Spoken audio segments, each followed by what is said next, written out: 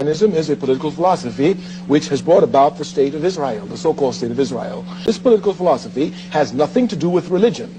On the contrary, it seeks to confuse others and let them think that Zionism and Judaism is one and the same. I am a conscious African. I know properly my history. I know that Africa gave Judaism to the world. I know that the first Jews in the world were Africans. Not only do I know this, but I inform everyone who has doubts about it to read a book by Sigmund Freud entitled Moses and Monotheism as a beginning. Consequently, I know that Judaism and Zionism are not the same.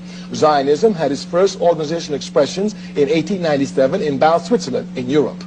Here was a man by the name of Theodor Herzl, H-E-R-Z-L. He was the founder of Zionism. He said that he was going to find the state that God promised the Jews. Listen to this very carefully. This man, Herzl, was an atheist. He believed that there was no God. He said God did not exist. Now, how is it that a man who believes that God does not exist is going to find a state that God promised to his chosen people? I'm telling you, this man is Satan in disguise. Zionism is a satanic movement. It is devil. It is imperialism. It is racist. It has gone and taken the lands of the Palestinian people and through terrorism has driven them out. And through terrorism, it maintains its power. And the United States of America, with over 6 million homeless, sends to Israel billions and billions and billions of dollars everywhere to bomb Palestinian people while homeless people are here and unemployed are here. Zionism is going to raise this war and make the people in America become clear to what it is and become anti-Zionist and stop the aid to Israel and use the money to take care of the homeless in this country. For those who are unfamiliar, Sykes and Picot sat down in 1916 and drafted up a plan for the partition of the Middle East that became known as the Sykes-Picot Agreement. It was designed to divide the Middle East into sections that would be easier for the European powers to control and turn into client states. In order to accomplish this, they deliberately cut clear across important ethnic, religious, and cultural boundaries, as well as geographical boundaries inside the Middle East. The idea was to create states in places like Lebanon and Syria and Palestine that would be so full of constant conflict between their respective ethnic and religious populations that they would be relatively easy for the European powers to control and manipulate. This was, of course, a result of the collapse of the Ottoman Empire, which happened in the First World War, and essentially Britain and France got to decide how that area would be divided up because they militarily controlled the region at the time. So the Sykes-Picot Agreement was the prelude to the Peel Commission, which was the British recommendation to the League of Nations that would end up partitioning Palestine into respective Jewish and Arab states. This was heavily lobbied for by figures like Chaim Weizmann and Arthur Lord Balfour, as well as Herbert Samuels, who was the Home Secretary for the UK at the time. And in the same way that the Peel Commission never bothered to ask the indigenous inhabitants of Palestine how they'd like their indigenous land to be divided up, the Sykes-Picot Agreement never really sought the input of essentially the Arab states and the minorities in the Middle East about what it would look like to have states that actually made sense. For instance, the regional homeland of the Kurds, or Kurdistan, is spread over 4 different countries: Iran, Iraq, Syria, and Turkey. The Sykes-Picot Agreement saw fit to make sure that the Kurds would end up being an oppressed minority in all 4 of those countries instead of just giving them a country of their own. The net result of the Sykes-Picot was to ensure that Sunni and Shia and Druze and Jewish and Kurdish populations in this region would essentially constantly be at war with one another and stoking internecine conflicts that they would need to search for help from the European powers to resolve. This is the context out of which Lebanon was born, out of which Syria and Iraq and Iran and Palestine and all of these places that you have heard about in the news all your entire life as these unstable regions. This is one of the primary reasons that that is the case, and it has everything to do with Mark Sykes and Francois Picot. The biggest plantation owner in West Africa owns Sabrina Carpenter and Ariana Grande. She's owned by the same people as Drake, Kendrick, Katy Perry, The Weeknd, Jay-Z, Rihanna. They're all owned and controlled by Universal Music Group. Sabrina's early life says that she's a humble Jewish girl from America. She was a Disney actor. Ariana Grande, another child actress, credits Kabbalah for her success. Lucian Grange is the CEO of UMG. Kanye said that Lucian Lucien was a puppet master. UMG is majority owned by Vincent Bolloré, whose family comes from the banking Rothschild Goldschmidt dynasty through his grandmother, who worked as a secret service liaison between France and Israel. His father was childhood friends with Edmond de Rothschild and Antoine Bernheim. Bernheim credited as the sole person who built his biggest company. That's the reason he's rich. He owns 39% of Socfin, which is the company that uses the same plantations as King Leopold and a bunch in West Africa. The other half of the company is owned by his friends from the Fabry family, primary manager of the Belgian bank, and a top shareholder of the Mendelssohn family bank. They own 100% of Bolloré Africa, which controls all the imports and exports in Africa. Do you understand why Ariana Grande never invited me on her music? And what do you think everyone I mentioned has in common?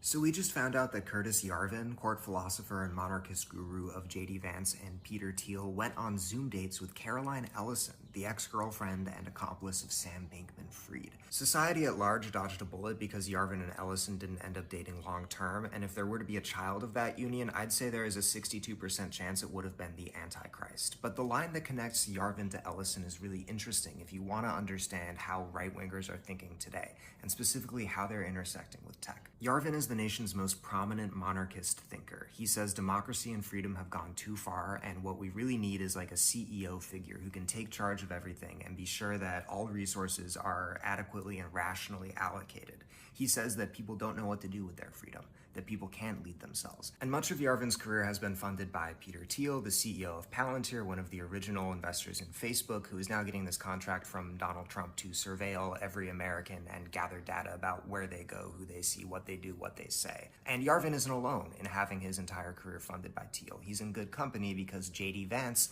also is a Thiel protege, used to work for him. Thiel gave the largest private donation that any individual has ever given to a U.S. Senate candidate in 2022 to J.D. Vance. When Yarvin writes about a CEO king rationally administering the United States, people like Yarvin or Thiel are like, oh my God, guys, that's like literally me.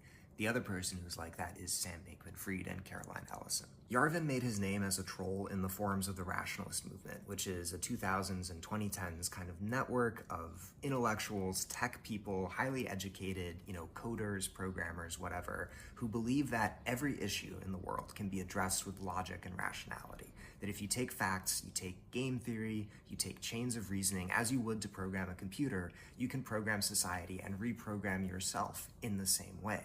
This movement is really diverse, and it isn't right to paint them all with a broad brush.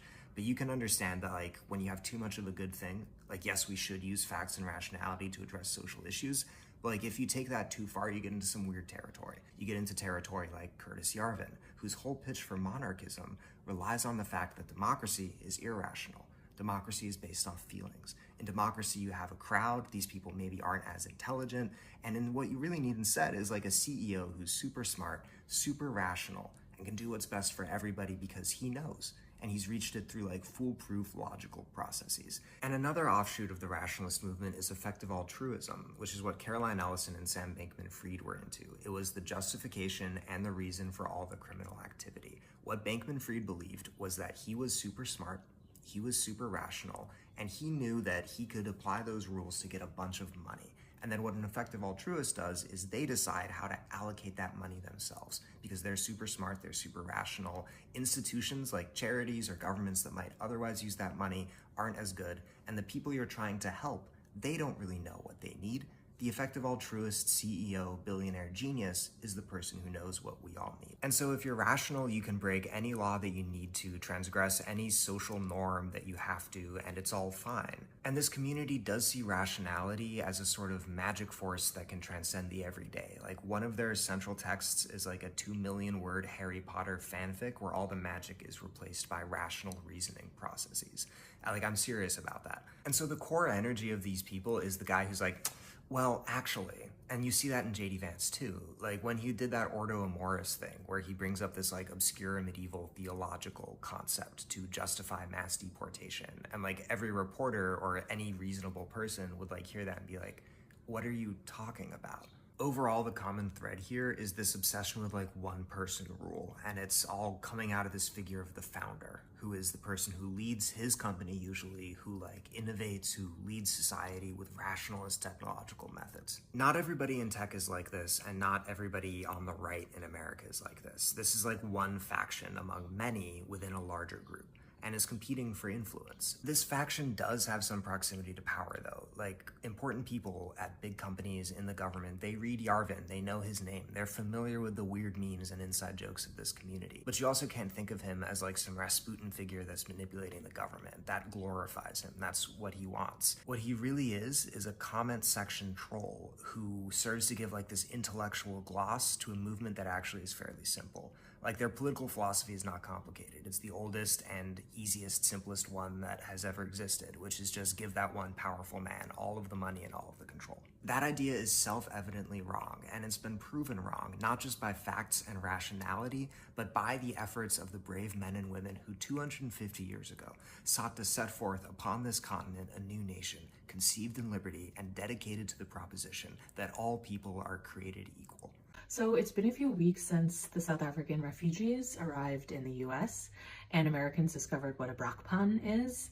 But as we think about how Afroforum and the white nationalist movement generated this fake narrative about white victimization and white genocide, I also want to talk about this really fascinating other period of time when South African and American collaboration focused on what was known as the poor white people. So today I'm going to talk about the Carnegie Commission's Poor White study from the 1920s, and also what it helps us to think about in terms of long-standing narratives of white victimization, but also control of wealth. So the South African Poor White study, or the Carnegie Commission's Poor White study, was conducted between the 1920s and the 1930s in South Africa, but it was primarily funded by the American corporation of the Carnegie Corporation. This came from Andrew Carnegie, who was a titan of industry during the Gilded Age and who made his fortune in the steel industry. So the Carnegie Foundation at this time was involved in a lot of what Tiffany Willoughby Herrard refers to as segregationist philanthropic projects, both in the US and also in places throughout the African continent that were known as former British colonies. The reason for this sort of comparative study was because Carnegie and a lot of the people that were involved with this project wanted to further and consolidate this sort of scientific understanding of racial studies and racial hierarchies, and then use these purportedly empirical and academic studies to then make further segregationist policies around housing, jobs, and education. In particular, to justify prioritizing jobs and housing to white people while deprioritizing and further excluding Black citizens and subjects. And so the Poor White study began in the 1920s, and this was during the same period of time when eugenics testing and initiatives like the Fitter Family contests and campaigns were taking place throughout the US. So it's interesting to note that the intelligence or the IQ tests that were performed on South African children during the study were initially piloted in the US. And as scientific racism was being consolidated in the US and elsewhere, the Carnegie Commission also really wanted to expand this academic infrastructure to South Africa, with the goal of then training a bunch of scholars and social workers who could then continue to conduct research on white poverty and further understand why it was so widespread. One of the first departments that was then, as part of this initiative to expand academic training through the Carnegie Commission, was Stellenbosch's Department of Sociology and Social Work. The head of this department for a period of time was H.F. Verwoerd, who was the student of R.W. Wilcox, who wrote the second volume of the Poor White study. But for South Africans, you will also know that Verwoerd is widely known as the architect or the father of apartheid. And so the Poor White study and its attempts to use bogus racial science to consolidate white power under the auspices of welfare helped to then lay the foundations for later white nationalism and white supremacy. So in the 1920s, despite the fact that the 1923 Native Urban Areas Act had instituted this pass system that really prohibited where non-white South Africans were able to work, where they could live, how they could travel throughout the country, there were still wide swaths of the white population that were living at or below the poverty line. But these poor white men were often working jobs that were otherwise seen as sort of the dirty work of Black people. White poverty also called into question whites' assumed superiority and fitness to rule. Preserving white civilization, as Suzanne Clausen puts it, required resolving white poverty. There was this genuine fear at the time of this concept of white degeneration, that these poor white communities were going native, that they were degenerating on an evolutionary level because of their shared living and working conditions with people of color, and also because of the shared socioeconomic proximity to non-white South Africans. And so under the auspices of British rule at the time, white South Africans, in concert with the Carnegie Commission, really wanted to know how to sort of properly uplift and rehabilitate these poor whites, how to essentially make them into sort of the white citizens that they were supposed to be. So during the Poor White Study, American and South African researchers, many of whom had been trained in the US at Columbia University, went out all over the country to conduct home visits and to interview these sort of poor white communities and families. It's estimated that they did questionnaires to almost 50,000 families, and they also conducted intelligence or scholastics tests to roughly 17,000 children, white children. And as Tiffany Willoughby Herard has noted in her book, Waste of White Skin, scientific racism at the time was worried that miscegenation or interracial marriage would degrade the intelligence, the mental fitness, and the purported hygiene of these white children. And this again goes back to early colonialism, when white people believed that they were inherently cognitively and physically superior to non-white people. And so essentially these IQ tests were used to determine how could they improve white education? How could they make sure that that these white children didn't sort of fall into a state where they could no longer be recuperated? But at the same time, as they were trying to figure out how to expand access to education for white children, this was not being applied to non-white South Africans. And so poverty was really widespread amongst Africans, Indians, and colored people who had suffered from decades of enslavement, indentured servitude, disenfranchisement under the Dutch and then the British. But this poverty was attributed to their purported cultural backwardness and this idea that they were unable to cope with these processes of modernization, urbanization, and new technologies, that there was just something inherent in non-white people that made them unable to sort of learn how to adapt to these new surroundings. On the other hand, though, as part of this Poor White Study, white poverty was then blamed on Black subjects.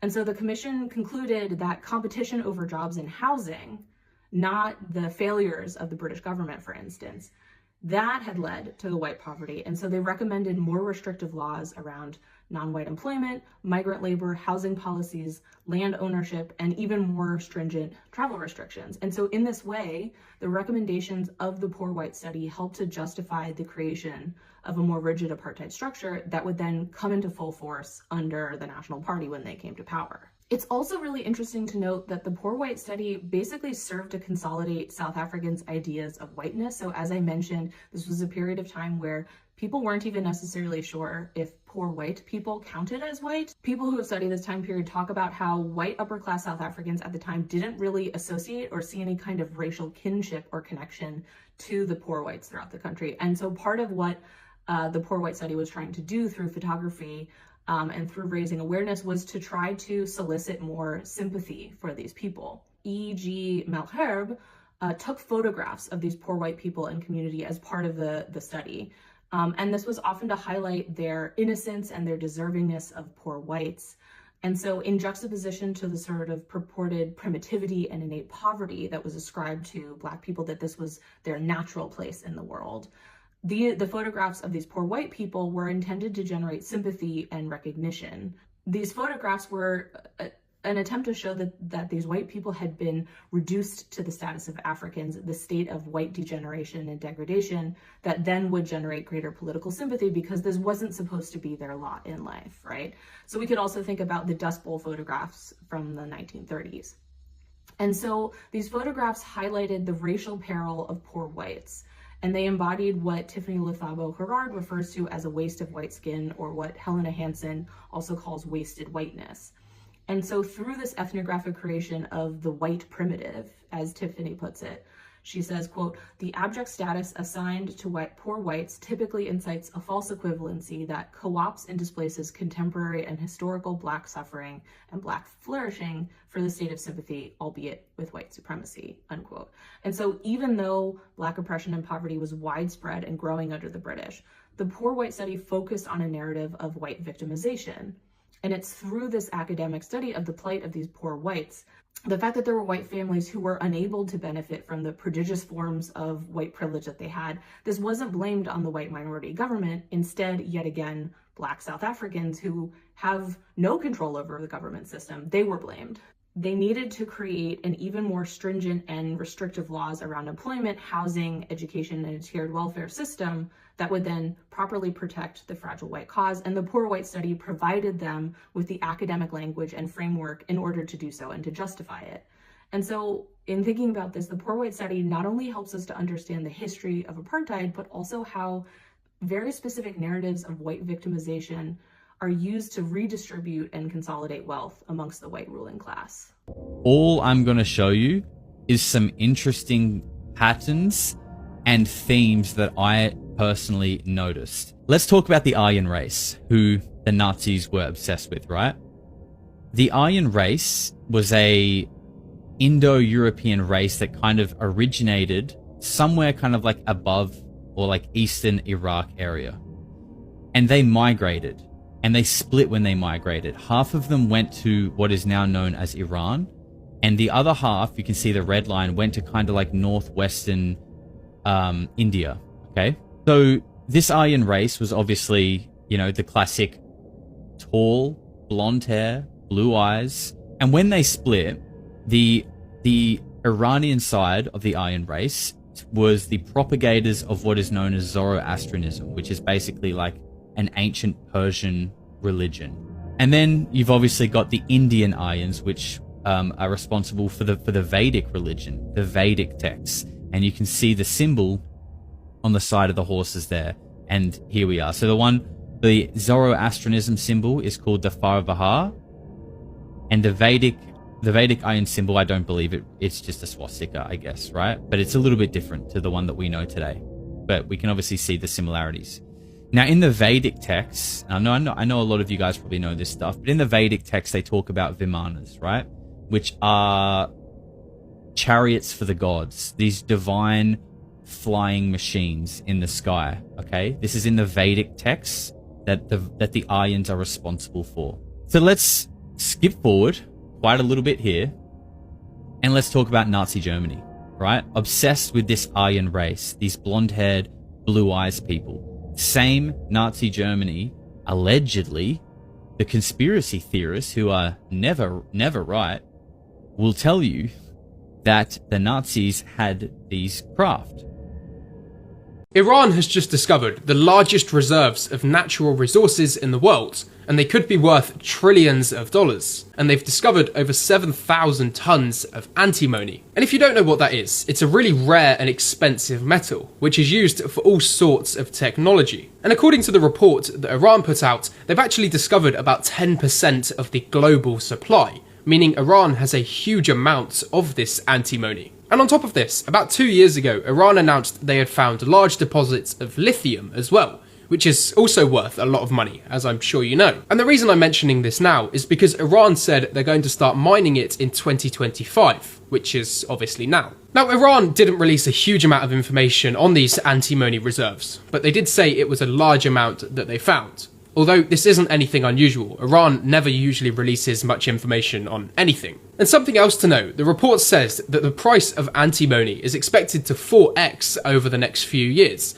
as it becomes more known and more relied on. So this means that Iran doesn't have to rush and spend more money than they need to extracting it, like they would if it was oil or gas, which are more common. But regardless, Iran has discovered about 10% of the world's antimony reserves, which are worth a huge amount of money.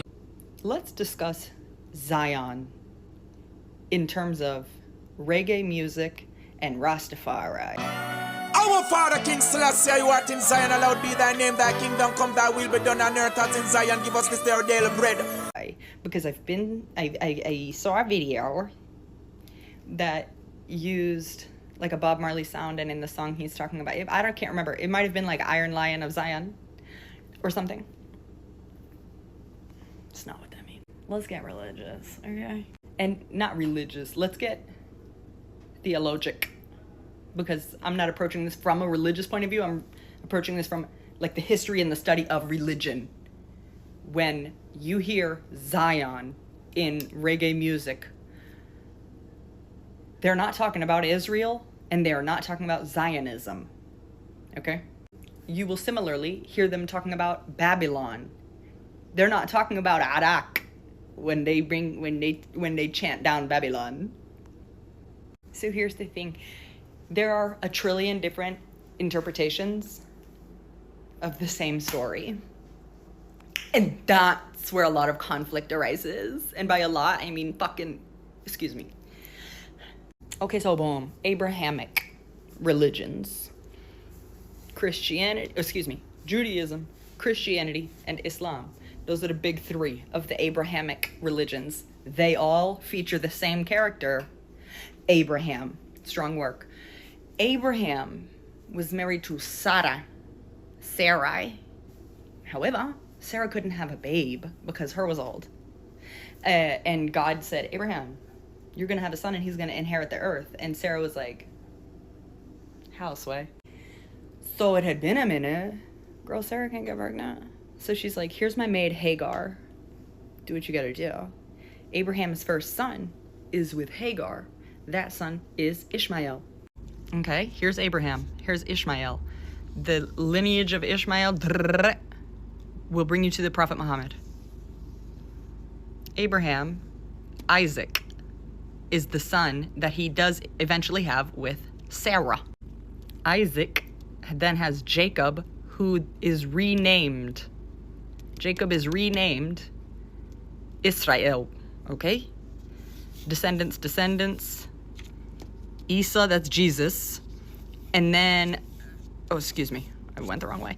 But around here, David and Solomon. King David, King Solomon. You'll notice I have a beep, beep, beep. H-I-M. What does that stand for?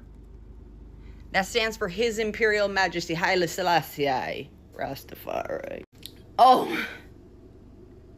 Rastas are also Abrahamic in their beliefs. They believe in Jesus Christ.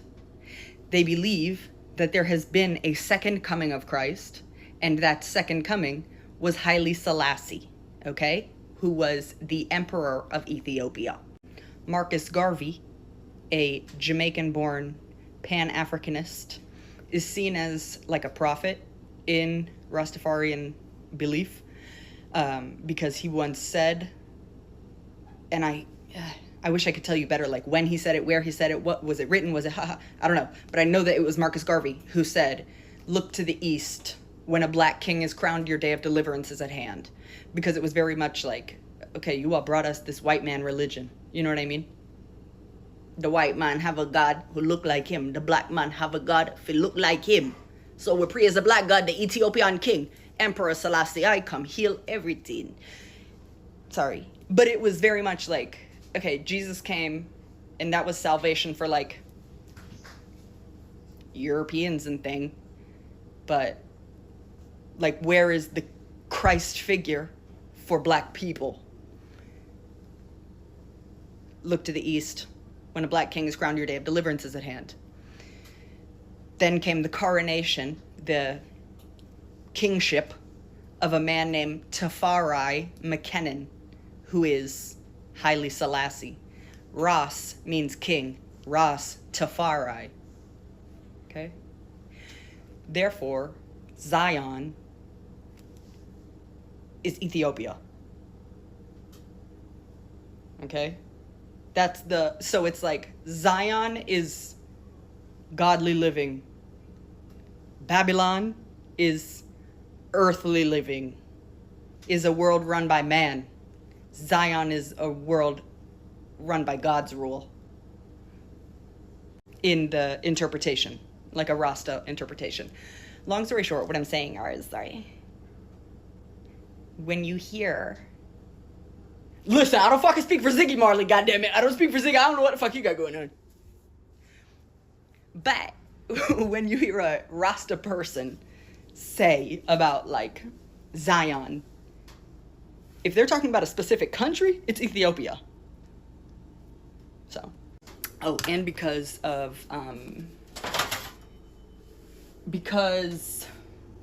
King Solomon, King David, and I don't want to say allegedly, you can Selassie can trace his lineage to King David and King Solomon, okay?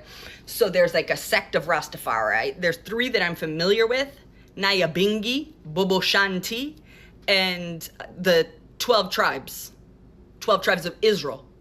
They're called the 12 tribes of Israel after Jacob. Like in Islam, another Abrahamic religion, it does talk about Bani Israel, the family of Israel, the family of Jacob. I think that's what that means. But they're referencing Jacob, who was named Israel. They're not referencing the country that became a thing in the 1940s. The trans woman to lesbian pipeline is real. The trans woman to lesbian to Shia Muslim pipeline is also real. The trans woman to lesbian to Shia Muslim to pro-Assad pipeline is also real. And there's a lot of them. And they are all over tumblr.com. My ex-best friend converted to being a trans woman, came out as like a poly lesbian, converted to Shia Islam, and then before we got to the 4th part, blocked me because I was posting Baku Deku Yaoi, and then I find them later on Twitter, and they were like full on like pro-Assadist.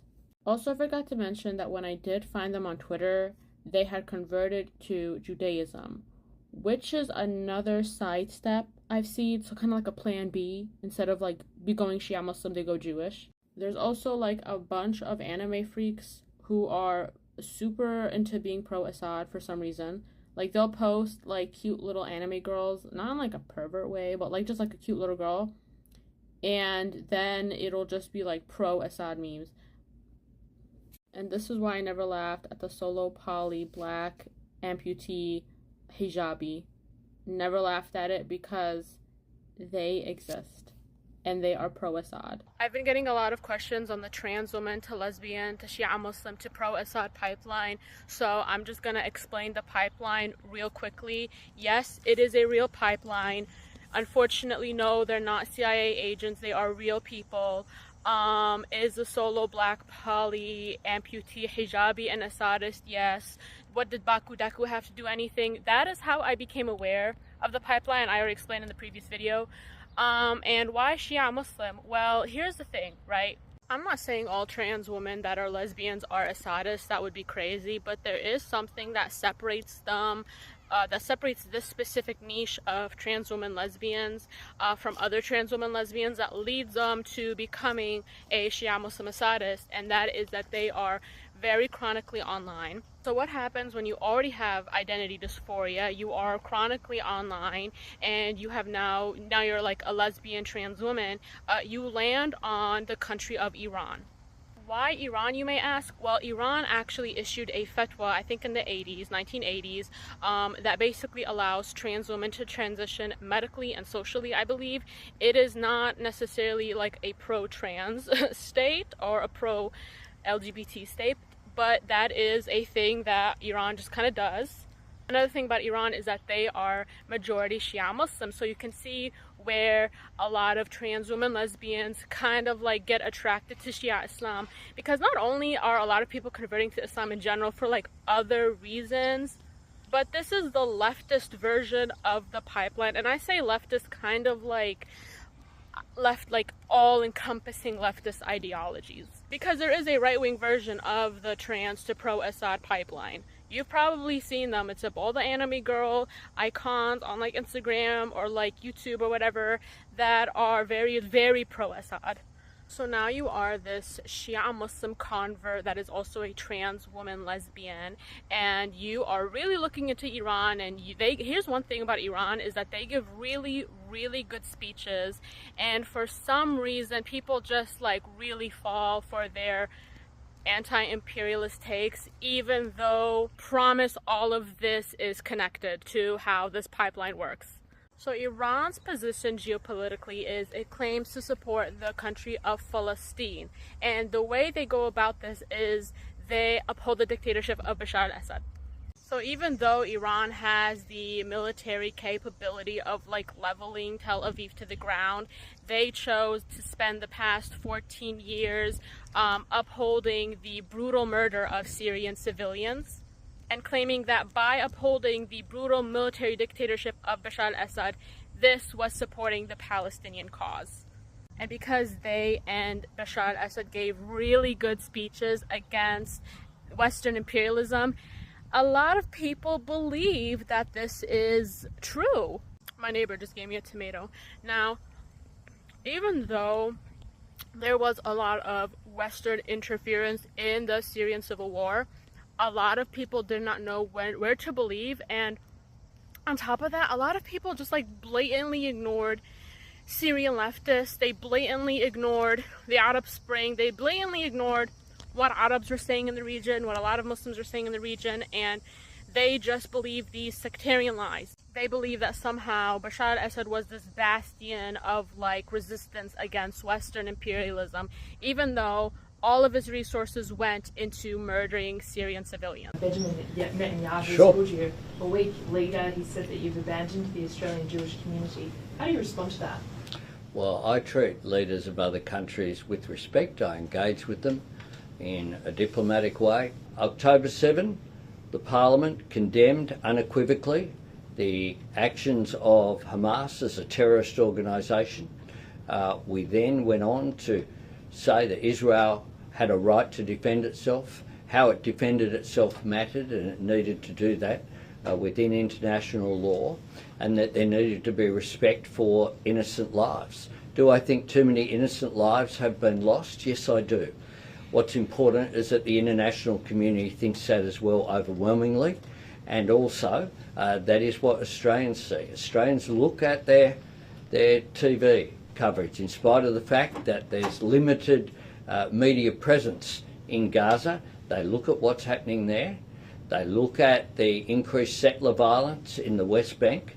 They look at the decision that Israel has made in March to restrict the access of aid, food and water that people in Gaza needed. And they look at that and they think that something needs to change. The cycle of violence needs to change. Australia's a part of a global community.